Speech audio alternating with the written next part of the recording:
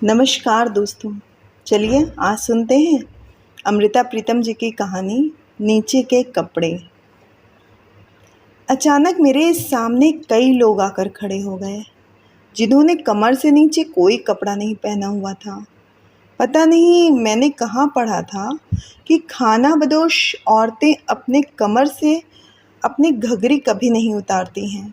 मैली घघरी को बदलनी हो तो सिर की ओर से नई घघरी पहनकर अंदर से मैली घघरी उतार देती हैं। और जब किसी खानाबदोश औरत की मृत्यु हो जाती है तो उसके शरीर को स्नान कराते समय भी उसके नीचे की घघरी सलामत रखी जाती है। कहते हैं उन्होंने अपनी कमर पर पड़ी नेफे की लकीर में अपनी मोहब्बत का राज खुदा की मखलूक से छिपा कर रखा होता है।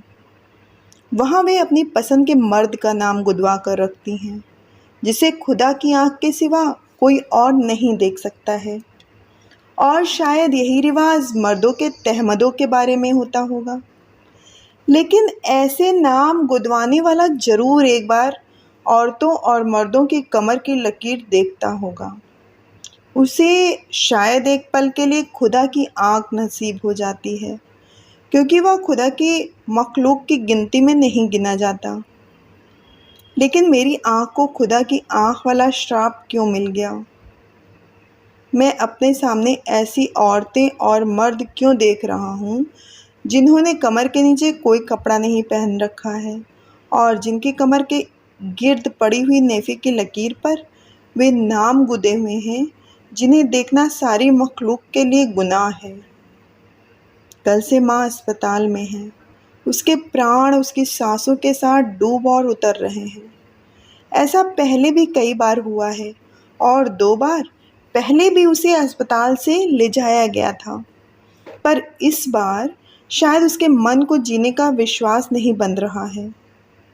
अचानक उसने उंगली में से हीरे वाली अंगूठी उतारी और मुझे देकर कहा, मैं घर जाकर उसकी लोहे वाली अलमारी के खाने में रख दूं। अस्पताल में अभी दादी भी आई थी, पापा भी, मेरा बड़ा भाई भी।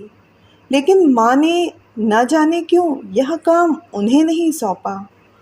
हम सब लौटने लगे थे जब माँ ने इशारे से मुझे ठहरने के लिए कहा। सब चले गए तो उसने तकिए के नीचे से एक मुसा हुआ गुच्छा सा रुमाल निकाला जिसके एक कोने में 2 चाबियां बंधी हुई थी।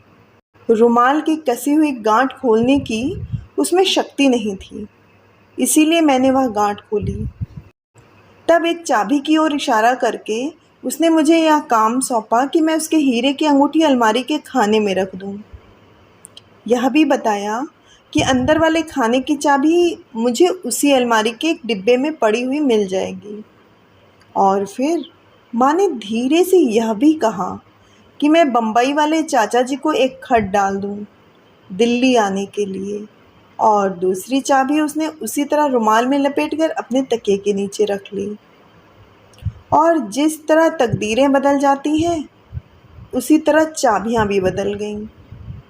घर में रोज़ के इस्तेमाल की माँ की एक ही अलमारी है, लेकिन फालतू सामान वाली कोठरी में लोहे की एक और भी अलमारी है जिसमें फटे पुराने कपड़े पड़े रहते हैं। पापा के ट्रांसफ़र के समय वह अलमारी लगभग टूट ही गई थी, पर माँ ने उसे कभी फेंका नहीं था और साकड़ भाकड़ वाली उस अलमारी को फालतू कपड़ों के लिए रख लिया था। घर पहुंचकर मैं जब माँ की अलमारी खोलने लगा तो वह खुलती ही ना थी। चाबी मेरी तकदीर की तरह बदली हुई थी। हाथ में थमी हुई हीरे की अंगूठी को कहीं संभाल कर रखना था। इसीलिए मैंने सामान वाली कोठरी की अलमारी खोल ली। यह चाबी उसी अलमारी की थी। इस अलमारी में भी अंदर का खाना था। मैंने सोचा उसकी चाबी भी ज़रूर इसी अलमारी के किसी डिब्बे में होगी, जैसे उस दूसरी अलमारी वाली खाने की उसी अलमारी के एक डिब्बे में ही मिलनी थी। और मैं फटे पुराने कपड़ों की तह खोलने लगा। पुराने उधड़े हुए सलमों के कुछ कपड़े थे जो माँ ने शायद उनका सच्चा सलमा बेचने के लिए रखे हुए थे, और पापा के गरम कोट भी थे जो शायद बर्तनों के बदले के लिए माँ ने संभाल कर रखे हुए थे। मैंने एक बार गली में बर्तन बेचने वाली औरतों से माँ को एक पुराने कोट के बदले में बर्तन खरीदते हुए देखा था, पर मैं हैरान हुआ। माँ ने वे सब टूटे हुए खिलौने भी रखे हुए थे जिससे मैं छुटपन में खेला करता था। देखकर एक दहशत सी हो आई। चाबी से चलने वाली रेलगाड़ी इस तरह उल्टी हुई थी जैसे पटरी से गिर गई हो, और उस भयानक दुर्घटना से उसके सभी मुसाफिर घायल हो गए हों। प्लास्टिक की गुड़िया जो एक आंख से कानी हो गई थी, रबड़ का हाथी जिसकी सूंड बीच से टूट गई थी, मिट्टी का घोड़ा जिसकी अगली दोनों टांगें जैसे कट गई हों, और कुछ खिलौनों की सिर्फ टांगें और बाहें बिखरी पड़ी थीं, जैसे उनके धड़ और सिर उड़कर कहीं दूर जा पड़े हों और अब उन्हें पहचाना भी नहीं जा सकता था। मेरे शरीर में कंपन सी दौड़ गई। देखा, इन घायल खिलौनों के पास ही मिट्टी की बनी शिव जी की मूर्ति थी जो दोनों बाहों से लुंजी हो गई थी, और ख्याल आया जैसे देवता भी अपाहिज होकर बैठा हुआ है। जहाँ तक याद आया, लगा कि मेरा बचपन बहुत खुशी में बीता था। बड़े भाई के जन्म के 7 वर्ष बाद मेरा जन्म हुआ था, इसलिए मेरे बहुत लाड हुए थे। तब तक वैसे भी पापा की तरक्की हो चुकी थी, इसीलिए मेरे वास्ते बहुत सारे कपड़े और बहुत सारे खिलौने खरीदे जाते थे। लेकिन पूरी यादों के लिए इन टूटे हुए खिलौनों की माँ को क्या ज़रूरत थी, समझ में नहीं आया। सिर्फ खिलौने ही नहीं, मेरे फटे हुए कपड़े भी तहों में लगे हुए थे। टूटे हुए बटनों वाले छोटे छोटे कुर्ते, टूटी हुई तनियों वाले झगले और फटी हुई जुराबें भी।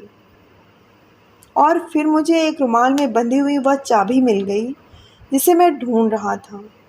अलमारी का अंदर वाला खाना खोला ताकि हीरे की अंगूठी उसमें रख दूं। यही वह घड़ी थी जब मैंने देखा कि उस खाने में सिर्फ नीचे पहनने वाले कपड़े पड़े हुए थे, और अचानक मेरे सामने वे लोग आकर खड़े हो गए हैं जिनके सिर भी ढके हुए हैं और बाहें भी, ऊपर के शरीर भी, लेकिन कमर के नीचे कोई कपड़ा नहीं है। प्रलय का समय शायद ऐसा ही होता है, मालूम नहीं। मेरे सामने मेरी माँ खड़ी हुई है, पापा भी, और बम्बई वाले चाचा भी, और एक कोई मिसेस चोपड़ा भी, और एक मिस नंदा भी जिन्हें मैं जानता नहीं। और खोए हुए होश से मैंने देखा उनके बीच में कहीं मैं गुच्छा सा होकर पड़ा हुआ हूँ। न जाने यह कौन सा युग है, शायद कोई बहुत पुरानी सदी, जब लोग पेड़ों के पत्तों में अपने शरीर को लपेटा करते थे, और फिर पेड़ों के पत्ते कागज जैसे कब हो गए नहीं जानता। अलमारी के खाने में सिर्फ कागज पड़े हुए हैं, बहुत से कागज, जिस पर हर एक के तन की व्यथा लिखी हुई है, तन के ताप जैसी, तन के पसीने जैसी, और तन की गंध जैसी। ये सब खत हैं बम्बई वाले चाचा जी के, और सब मेरी माँ के नाम है। तरह तरह की गंध मेरे सिर को चढ़ रही है। किसी खत से खुशी और उदासी की मिली जुली गंध उठ रही है। लिखा है, वीनू, जो आदम और हव्वा खुदा के बहिश्त से निकाले गए थे, वह आदम मैं था और हव्वा तुम थी। किसी खत से विश्वास की गंध उठ रही थी। वीनू, मैं समझता हूँ कि पत्नी के तौर पर तुम अपने पति को इनकार नहीं कर सकती, लेकिन तुम्हारा जिस्म मेरी नज़र में गंगा की तरह पवित्र है, और मैं शिव जी की तरह गंगा को जटा में धारण कर सकता हूँ। किसी खत से निराशा की गंध उठ रही है। मैं कैसा राम हूँ जो अपनी सीता को रावण से नहीं छुड़ा सकता। न जाने क्यों ईश्वर ने इस जन्म में राम और रावण को सगे भाई बना दिया। किसी खत से दिलजोई की गंध उठ रही है। बीनू, तुम मन में गुनाह का एहसास न किया करो। गुनाह तो उसने किया था जिसने मिसेस चोपड़ा जैसी औरत के लिए तुम्हारे जैसी पत्नी को विसार दिया था। और अचानक एक हैरानी की गंध मेरे सिर को चढ़ी जब एक खत पढ़ा। तुम मुझसे खुशनसीब हो बीनू। तुम अपने बेटे को बेटा कह सकती हो, लेकिन मैं अपने बेटे को कभी भी अपना बेटा नहीं कह सकूँगा। और अधिक हैरानी की गंध से मेरे सिर में एक दरार पड़ गई जब एक दूसरे खत में मैंने अपना नाम पढ़ा। लिखा था, मेरी जान बीनू, अब तुम उदास ना हुआ करो। मैं नन्हे से अच्छत की सूरत में हर वक्त तुम्हारे पास रहता हूँ। दिन में तुम्हारी गोद में खेलता हूँ और रात को तुम्हारे पास सोता हूँ। सो मैं ज़िंदगी के 19 बरस मैं जिसे पापा कहता रहा था, अचानक उस आदमी के वास्ते यह लफ्ज़ मेरे होठों पर झूठा पड़ गया है। बाकी खत मैंने पूरे होश में नहीं पढ़े, लेकिन इतना जाना है कि जन्म से लेकर मैंने जो भी कपड़ा शरीर पर पहना है, वह माँ ने कभी भी अपने पति की कमाई से नहीं खरीदा था। मिट्टी का खिलौना तक भी नहीं। मेरे स्कूल की और कॉलेज की फ़ीस भी वह घर के खर्चे में से नहीं देती थी। यह भी जाना है कि बम्बई में अकेले रहने वाले आदमी से कुछ ऐसी बातें भी हुई थीं जिसके लिए कई खतों में माफ़ियाँ मांगी गई हैं, और उस सिलसिले में कई बार किसी मिस नंदा का नाम लिखा गया है, जो खत लिखने वाले की नज़रों में एक आवारा लड़की थी जिसने मेनका की तरह एक ऋषि की तपस्या भंग कर दी थी। और कई खतों में माँ को झिड़कियाँ सी दी गई हैं कि ये सिर्फ उसके मन के वहम हैं जिसके कारण वह बीमार रहने लगी है। यह माँ, पापा, चाचा, मिसेस चोपड़ा, मिस नंदा, कोई भी खाना बदोशों के काफिले में से नहीं है, पर खाना बदोशों की परंपरा शायद उसी मनुष्य जाति पर लागू होती है, सबकी घगरियाँ और सबके तहमदों पर। जहाँ उनके शरीर पर पड़ी हुई उनके नेफे की लकीर पर लिखा हुआ नाम ईश्वर की आँख के सिवा कोई नहीं देख सकता, किसी को नहीं देखना चाहिए। और पता नहीं लगता कि आज मेरी आँख को ईश्वर की आँख का श्राप क्यों लग गया है।